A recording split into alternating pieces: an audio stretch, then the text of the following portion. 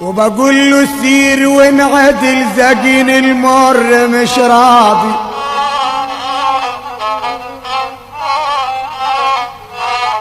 وقلت للفكر سيبني يومين اتنين مش راضي.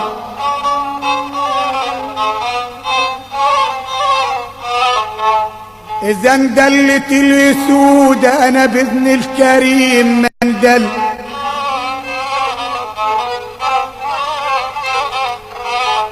قولوا لي بخت فين وانا اضرب عليه مندل.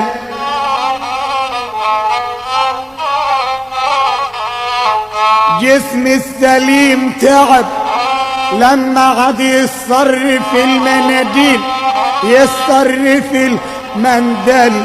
الاصيل عايز يخدم الندل ولسه الندل مش راضي.